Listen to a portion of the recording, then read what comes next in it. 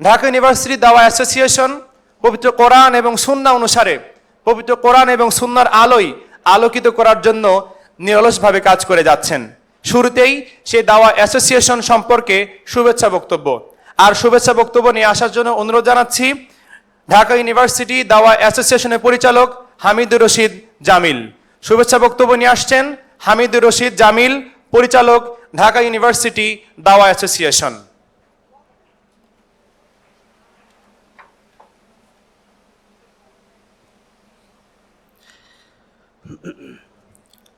আউযু বিল্লাহি মিনাশ শাইতানির রাজিম। বিসমিল্লাহির রহমানির রহিম। আলহামদুলিল্লাহি রাব্বিল আলামিন ওয়াসসালাতু ওয়াসসালামু আলা রাসূলিল কারীম ওয়া আলা আলিহি ওয়া আসহাবিহি আজমাইন, আম্মা বাদ। আল্লাহ তাআলার দরবারে শুকরিয়া জ্ঞাপন করছি যিনি আমাদেরকে এই প্রোগ্রাম আয়োজন করার তৌফিক দান করেছেন, বলছি আলহামদুলিল্লাহ। এবং আমি দরুদ পাঠ করছি রাসূল করিম সাল্লাল্লাহু আলাইহি ওয়াসাল্লাম, বলছি সাল্লাল্লাহু আলাইহি ওয়াসাল্লাম। আমাদের প্রোগ্রাম ইতিমধ্যে অনেক দেরি হয়ে গিয়েছে, যদিও শুরু করার কথা 2টায় ছিল, কিন্তু ইতিমধ্যে প্রায় ঘন্টাখানেক বা আরও বেশি লেট হয়ে গিয়েছে। মেহমানরা চলে এসেছেন ইতিমধ্যে আলহামদুলিল্লাহ। তো আমি কথা সংক্ষেপেই বলবো।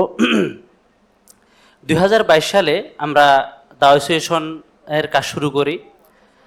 দাওয়ার কাজ মূলত করার জন্য আমি আরবি বিভাগে ভর্তি হই, যে আমার আজীবন খেদমত করব আমার জায়গা থেকে, যাতে মানে মানুষকে আল্লাহ তাআলার পথ আমি ডাকতে পারি।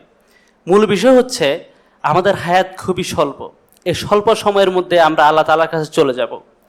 এই স্বল্প সময়ের মধ্যে যাতে নাজাতের কোনো ব্যবস্থা হয় এবং নাজাতের ওসিলা হয় এই কাজগুলো, এই জন্য মূলত হচ্ছে দাওয়ার কাজকে আমার বেছে নেওয়া।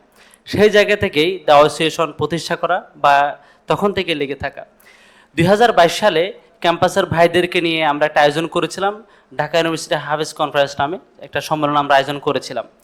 এই সম্মেলন আমরা যখন আয়োজন করি তখন স্বৈরাচারের আমলে আমরা এটা আয়োজন করি এবং তাদেরই কারণে আমরা এটা ক্যাম্পাসে করতে পারিনি। এটা প্রথমে আমরা টিসি অডিটোরিয়াম আমরা বরাদ্দ চেয়েছিলাম, আমরা এখানে বরাদ্দ পাইনি। পরবর্তী মুজাফফর আহমদ চৌধুরীতে আমরা বরাদ্দ চেয়েছিলাম, সেখানে বরাদ্দ হয়েছিল, কিন্তু ছাত্রলীগের তাদের কারণে এবং ছাত্রলীগের চাপে আমরা সেদিন প্রোগ্রামটা করতে পারিনি। পরে যেটি আমরা বিশ্ব সাহিত্য কেন্দ্রে করেছিলাম। তো যাই হোক, সে তখন থেকে আলহামদুলিল্লাহ আমাদের কাজ চলমান আছে। আমাদের প্রতি মাসে হচ্ছে কোরআন প্রতিযোগিতার আয়োজন হয় এবং প্রত্যেকটা হলে আলহামদুলিল্লাহ দাওয়া অ্যাসোসিয়েশনের পক্ষ থেকে কোরআন তালিমের হচ্ছে ব্যবস্থা আছে। বিভিন্ন হলে বিভিন্ন সময় কোরআন তালিমের ব্যবস্থা হয়, কোথাও ফজরের পরে আর কোথাও মাগরিবের পরে।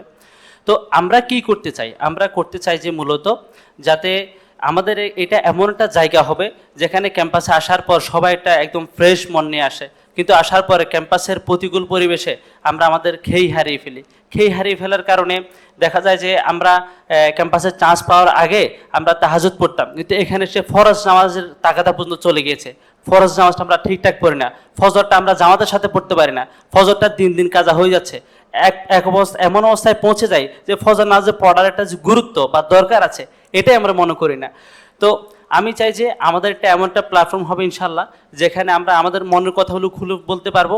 যেভাবে হচ্ছে মানে সাইকোলজিক্যাল ডক্টরদের কাছে হচ্ছে মানুষ যায় হচ্ছে তার ট্রিটমেন্ট নেওয়ার জন্য, আমাদের এখানে দাওয়া বিষয়ে নিজেকে হচ্ছে দায়ী হিসেবে গড়ে তোলার জন্য কীভাবে কী পরামর্শ নেওয়া যায় বা আমরা কীভাবে হচ্ছে ভাইদেরকে হেল্প করতে পারি, এটা নিয়ে ইনশাল্লাহ আমরা আগামীতে কাজ করব। আমরা সেই আশায় ব্যক্ত করছি। আমি আমার কথা এখানে শেষ করছি এবং শুরুতে হচ্ছে দেরি হয়ে যাওয়ার জন্য প্রোগ্রাম আরও একটু আগে শুরু করার কথা ছিল, দেরি হওয়ার জন্য আমি আবারও দুঃখ প্রকাশ করছি এবং আপনার সকল কাছে ক্ষমা চেয়ে এবং হচ্ছে দোয়া চেয়ে আমার কথা এখানে শেষ করছি। আসসালামু আলাইকুম ওয়া রাহমাতুল্লাহি তাআলা ওয়া বারাকাতুহু।